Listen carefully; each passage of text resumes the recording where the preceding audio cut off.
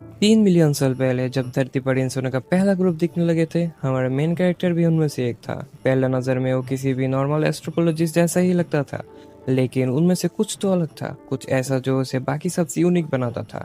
शिकार के लिए उसका ऑब्जेक्शन तो अलग ही लेवल पर था, लेकिन फिर भी एमसी को लगता था कि वो बाकी लोगों जैसा ही है। पर जल्दी ही उसे रियलाइज हुआ कि उसके साथ कुछ तो सीरियस ऑफ है। जहाँ उसके आसपास के लोग धीरे धीरे बूढ़े हो रहे थे, कमजोर पड़ रहे थे और फिर मर जाते थे, वो कभी मरता ही नहीं था ब्रो। चाहे कुछ भी हो जाए, डिजीज, एक्सीडेंट या कोई जानवर का हमला, उसका कुछ भी नहीं बिगड़ता था। टाइम बीतता गया, जनरेशन आती रही और चली जाती रही, लेकिन वो जैसा का तैसा बना रहा। एक्चुअली थोड़ा बहुत बदला जरूर। उसका बॉडी और भी बड़ा, मस्क्यूलर और पावरफुल होता चला गया। इस नेवर एंडिंग टाइमलाइन में सिर्फ हंटिंग, फाइटिंग और किसी भी वर्थ एनिमी से लड़ना ही उसका लाइफ का मकसद बन गया था। इमोर्टैलिटी का कर्स और तन्हाई का अनबिलीवेबल पेन ही उसका असली कंपेनियंस था, और इंस्टेंटली वही उसे थोड़ा कंफर्ट फील देता था। करीब 3 मिलियन साल तक वो यूं ही जीता रहा। हर दिन उसका बॉडी में नया एवोल्यूशन होता, उसके स्ट्रेंथ नेक्स्ट लेवल पर पहुंचती गई।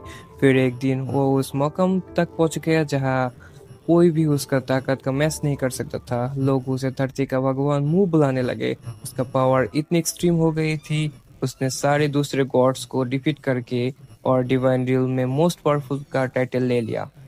लेकिन फिर कहानी में ट्विस्ट आया। अब कोई ऐसा बचा ही नहीं था जो उसे चैलेंज कर सके।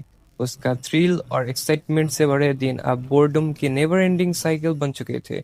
अपने फ्रस्ट्रेशन को दिखाने के लिए मुंह ने एक दिन यूं ही अपना पैर उठाया और जमीन पर दे मारा। डिवाइन रिल्म, जो एक मिनी प्लैनेट की तरह था, पूरे जोर से हिल गया।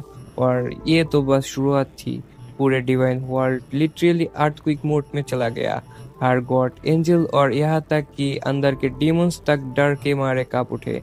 ऑफ कोर्स ये पहली बार नहीं थी जब मुंह ने ऐसे स्टंट किया हो, लेकिन अब कुछ देवता ऐसा भी था जो डेली इस काइंड ऑफ ट्रिमर से तंग आ चुके थे। उनमें से एक था लूसीफर, डिवाइन रियल्म के सेकंड मोस्ट पावरफुल गॉड। मोजुआ बोर्डम में पूरी तरह डूब चुका था, बिहेव करता था जैसा उसे इस डिस्ट्रक्शन की कोई परवाह ही नहीं। उसका माइंड में बस एक ही थॉट से भरा था। उसने हर उथले ओपोनेंट को बिना एफर्ट के हरा दिया था। और अब 1000 साल से भी ज्यादा बीत चुका था जब किसी ने उसे सच में चैलेंज किया हो। अब उसका दिल चाहता था कोई तो हो जो उसे फिर से लड़ने का रीजन दे सके। एक गहरी सांस छोड़ते हुए मुंह ने खुद से बड़बड़ाया, बहुत ज्यादा ताकतवर होना भी एक प्रॉब्लम ही है यार। जैसे ही ये वर्ड उसने मुंह से निकला, उसका दिमाग में कुछ क्लिक हुआ। 1000 साल की